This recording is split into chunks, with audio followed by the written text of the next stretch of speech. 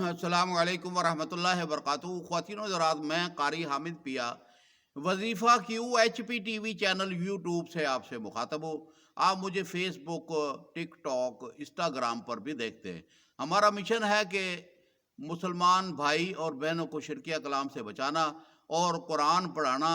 قرآن کی آیتوں میں شفا ہے اور مشکلوں کا حل بھی موجود ہے، اللہ کے صفاتی ناموں میں بھی حل موجود ہے۔ اور آج کل پاکستان اور انڈیا کے اندر اور مختلف ملکوں کے اندر طلاق دینے کا رواج شروع ہو گیا ہے اور طلاق مانگنے کا رواج شروع ہو گیا ہے۔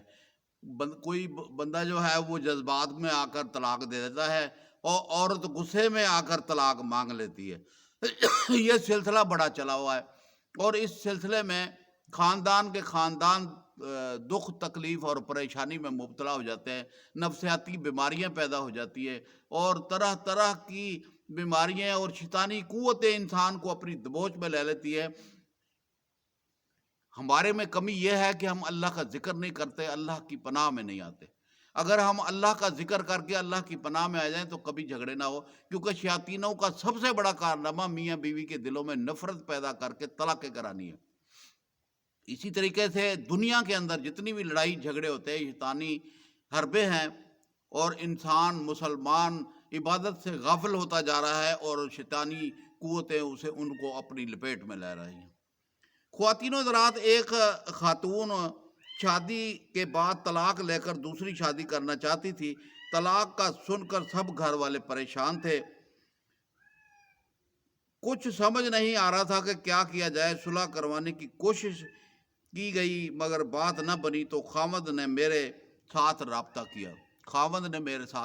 کیا اور اپنی دکھ بڑی داستان سنائی کہ جناب علی کہ میرے ساتھ یہ مسئلہ ہے اور میں چاہتا ہوں کہ یہ خاندان، جو دو خاندانوں کے اندر جو جنگ شروع ہوگی، میں نہیں چاہتا کہ یہ مسئلہ ختم ہو، لیکن عورت جو ہے وہ ضد کر رہی ہے کہ میں نے طلاق لے کر دوسری جگہ شادی کرنی ہے۔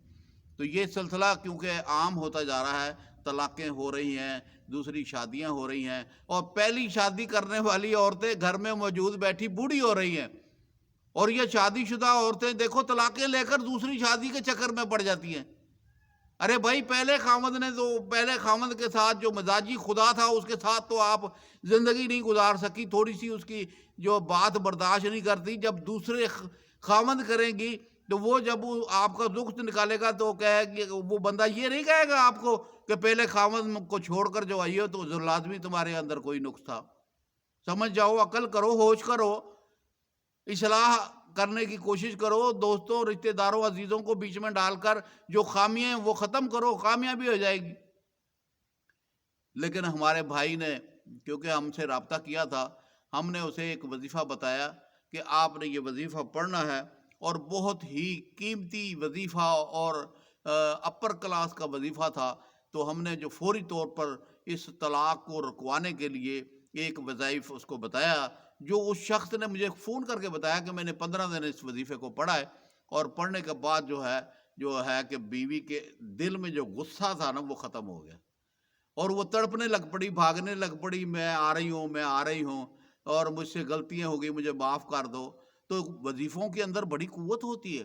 جب آپ اللہ سے مخاطب ہوتے ہیں تو شیطانی قوتیں جو شر پھیلاتی ہے، اس شر کے اندر قوت تو رب نے دی ہوئی ہے نا۔ رب اگر قوت دے گا تو شر پھیلے گا، اگر رب نہیں چاہے گا تو شر پھیل ہی نہیں سکتا۔ شیطان کو قوت اور طاقت اور وقت اللہ پاک نے دیا ہوا ہے، اسے جو انسانوں کو بہکانے کی قوت اور پاور اور صلاحیت اللہ پاک نے دی ہوئی ہے۔ تو جب اللہ پاک کی پناہ میں آپ آ جائیں گے تو شیطانی قوتیں آپ کا کچھ نہیں کر سکتی۔ جب قرآنی قوت کو اپنے آپ وجود میں کلیئر کر لیں گے، پاور بنا لیں گے، تو شیطانی قوتیں بھاگ جائیں گی۔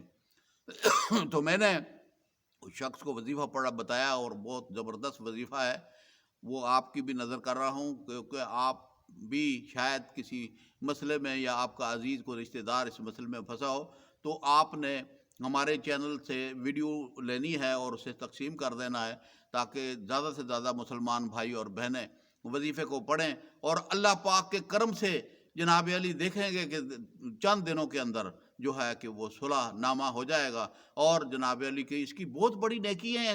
مسلمانوں کو لڑتے ہوئے صلح کرانا بھی اس کا بہت بڑا ثواب ہے، صدقہ جاریہ ہے۔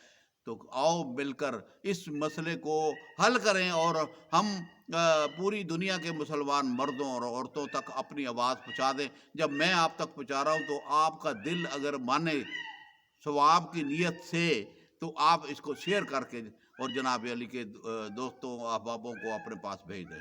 اچھا، وظیفہ جو میں نے بتایا تھا وہ اول آخر 11 مرتبہ درود ابراہیمی پڑھنا ہے۔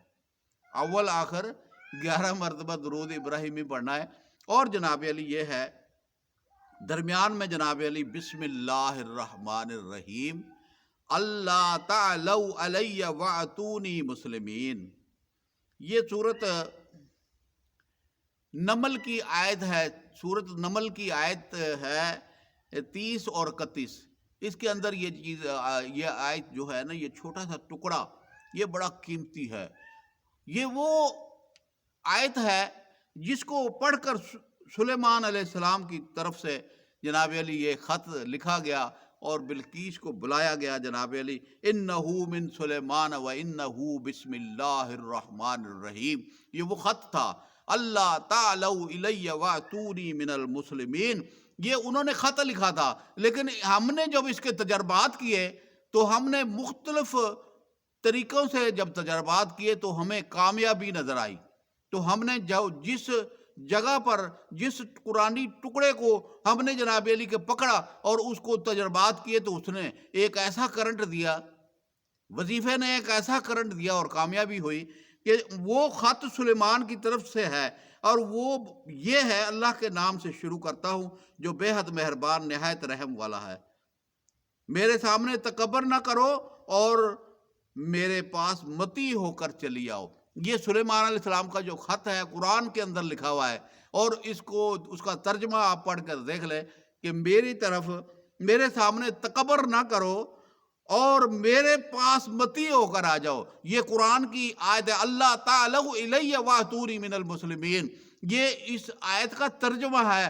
ہم نے پہلے بسم اللہ کو پڑھ کر جب اس آیت کو ہم پڑھیں گے تو اللہ پاک جگڑے ہوئے دلوں کو آزاد کر دیں گے، جادو کی بندش ہوگی، شیطانی وسوسے ہوں گے، شیطانی رکاوٹیں ہوں گی، ہر چیز کو چھوڑ کر، اور جناب علی آپ کی بیوی بھاگتی ہوئی آپ کے پاس آ جائے گی۔ آپ کا کوئی بھی بندہ ناراض ہے اس کے لیے آپ اس کو 313 مرتبہ پڑھیں، اور 333 مرتبہ پڑھیں گے تو زیادہ پاور ہوگی۔ یہ میں آپ کو بتا دیتا ہوں، 313 مرتبہ بھی ہم نے پڑھایا ہے، 333 مرتبہ پڑھا ہے۔ تو اگر آپ 333 مرتبہ پڑھ لیں اور اول آخر 11 مرتبہ درود شریف پڑھ لیں، جیسے آپ مناسب سمجھتے ہیں، دیکھیں جی تھوڑا سا ہی فرق ہے، اور آپ جناب یہ ہے کہ قوت اور پاور کے ساتھ جب اس وظیفے کو پڑھو گے تو کہو گے واہ قاری حامد پیا صاحب، آپ نے کمال کا وظیفہ بتا دیا ہے۔ اور یہ پوری دنیا تک ہم اس کو پھیلانا چاہتے ہیں کہ قرآن پڑھو، قرآن سیکھو، قرآن پڑھو اور قرآن سے علاج کرو اور قرآن سے رستے تلاش کرو، کہ رب العالمین نے قرآن میں رستے دکھائے ہیں، اہدنا الصراط المستقیم۔ اور جناب علی ایاک نعبد و ایاک نستعین اللہ کی کلام ہے۔ اور من شر غاسق اذا وقب، رات کے اندھیرے سے بندے کو کہا گیا ہے پناہ مانگ، جب رات کا اندھیرا چھانے لگے اپنے بچوں کو اپنے گھر بلا لیں، کیونکہ شیاطین کے ٹولے اس وقت نکلتے ہیں۔ اور من شر النفاثات فی العقد، گرہ لگانے والیوں سے پناہ مانگ۔ اور من شر حاسد اذا حسد، کہ جس وقت عورتیں جو ہے کہ نظر بد لگاتے ہیں، ان نظر بد سے بھی آپ نے بچنا ہے۔ تو میں مکمل طور پر آپ کو بتا رہا ہوں کہ یہ وظیفہ بڑا قیمتی ہے، آپ اسے تقسیم بھی کریں، شیئر کریں دوستوں کو۔ اور جناب علی یہ ہے کہ اچھی بات پھیلانا صدقہ جاریہ ہے، اور میرے مشن میں آپ شامل ہو کر آپ اس کو شیئر کریں، ثواب کی نیت سے شیئر کریں، تاکہ آپ کو اللہ پاک اجر دے۔ السلام علیکم ورحمۃ اللہ وبرکاتہ۔